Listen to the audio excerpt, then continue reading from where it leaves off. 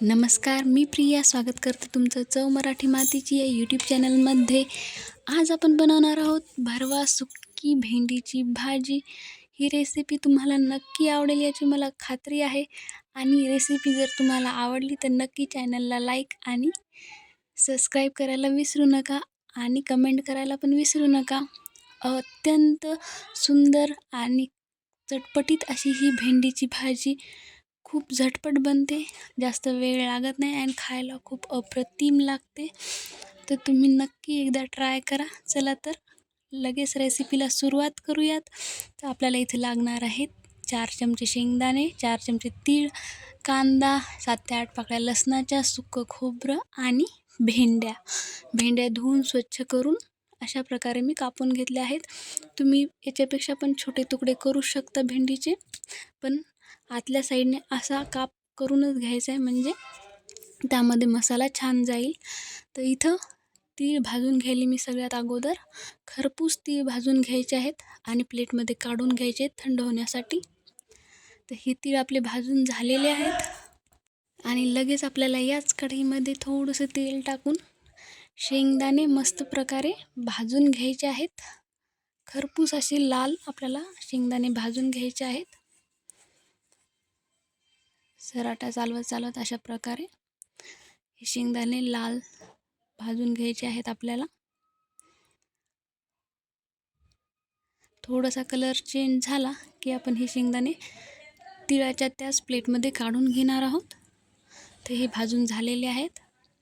याला थंड होण्यासाठी आपण प्लेटमध्ये काढून घेऊयात. आणि त्याच कढईमध्ये मी सुकं खोबरं असं किसून भाजून घेणार आहे. याला पण आपल्याला चांगला लालसर कलर येईपर्यंत भाजायचं आहे. हे खोबरं अशा प्रकारे आपल्याला भाजून घ्यायचं आहे.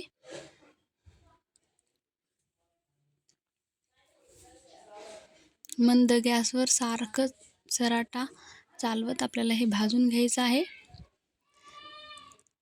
तर थोडा असा ब्राऊन कलर आपल्या खोबऱ्याला येत आहे. असा कलर आला की हे असं परतून घेऊन छान प्लेटमध्ये काढून घ्यायचं आहे. सगळे जिन्नस मी त्या एकाच प्लेटमध्ये काढून घेत आहे, म्हणजे आपल्याला एकदाच मिक्सरच्या भांड्यातून, नाही तर मी इथं मिक्सरमधून काढून घेणार नाही, वाटून घेणार आहे खलबत्त्यामध्ये. कारण वाटणाची चव जास्त चांगली येते मिक्सरच्या भांड्यापेक्षा. तर इथं मी खलबत्ता धुवून स्वच्छ करून घेतलेला आहे आणि हे तिन्ही जिन्नस आपल्याला यामध्ये टाकायचे आणि ते जे तेल होतं तेही आपल्याला याच्यामध्येच टाकायचं, जे भाजलेलं होतं. त्या तेलामध्ये आपल्याला हे अशा प्रकारे हे वाटून घ्यायचं आहे. अगदी 5 ते 6 मिनटात हे छान असं वाटून होईल.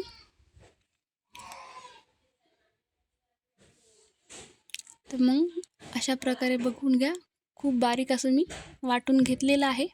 आणि यामध्ये आपल्याला मसाले ॲड करायचे आहेत तिखटाचे, म्हणजे मिक्स होतील मस्त वाटणामध्ये. तर इथे मी सगळ्यात पहिल्यांदा हा गरम मसाला टाकून घेत आहे 2 चमचे. त्याचबरोबर थोडंसं पाव चमचा मी लाल तिखट आणि हळदी पावडर टाकून घेणार आहे. पाव चमचा लाल तिखट, आपल्याला फोडणीमध्येही तिखट टाकायचं आहे म्हणून इथं थोडंसं कमी वापरलेलं आहे. थोडंसं मीठ टाकायचं आहे, नंतर आपल्याला मिठाचा वापर करायचाच. तर हे छान मिक्स करून घेऊयात अशा प्रकारे.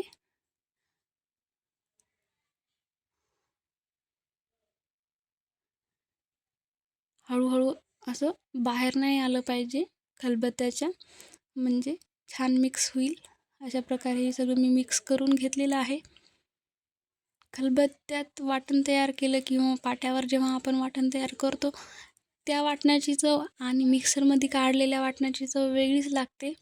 पण मिक्सरमध्ये जसं पटकन होते आणि खलबत्त्यात थोडासा उशीर लागतो, पण भाजीची चव अप्रतिम लागते. आणि हे पाणी आपल्याला फोडणीमध्ये वापरायचं आहे. मी प्लेटमध्ये काढून घेणार आहे. कढईमध्ये तेल टाकून घेऊयात फोडणीसाठी.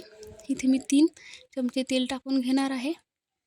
आणि ह्या भेंड्या अगोदर आपल्याला फ्राय करून घ्यायच्या आहेत, मग फोडणी म्हणजे तडका द्यायचा आहे त्यांना मसाल्याचा. तर अगोदर याला फ्राय करून घेऊयात त्या तेलामध्ये अलगद. आणि याला झाकण ठेवून आपण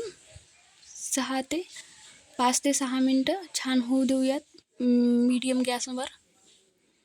अगदी थोडीशी अलगद भेंडी मऊ झाली की आपल्याला ह्या काढून घ्यायच्या आहेत. हे बघा मस्त कलर चेंज झालेला आहे आपल्या भेंड्याचा. थोडंसं खरपूस पण झाल्यात खालच्या साईडने, तुम्ही बघू शकता. आणि हे काढून घेऊयात आपण एका भांड्यामध्ये. आणि यामध्ये आता याच कढईमध्ये मी तेल टाकून घेणार आहे. इथे मी 3 चमचे तेल टाकून घेणार आहे. आणि यामध्ये मोहरी, जिरं अर्धा चमचा टाकून घ्यायचे. आणि त्याचबरोबर यामध्ये बारीक कापलेला लसूण 7 ते 8 पाकळ्या मी लसणाच्या कापून घेतल्या आहेत. आणि त्या या जिऱ्याच्या फोडणीमध्ये टाकायच्या आहेत. अशा प्रकारे थोडासा ब्राऊन कलर झाला की यामध्ये आपण कांदा ॲड करणार आहोत. इथे मी कांदा टाकते आहे. कांदा मस्त लगे असा छान भाजून घ्यायचा आहे आपल्याला.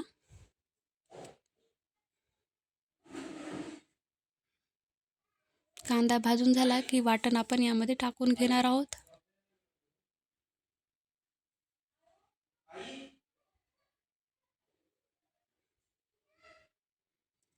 ते वाटण मस्त तेलामध्ये भाजून घ्यायचं आहे.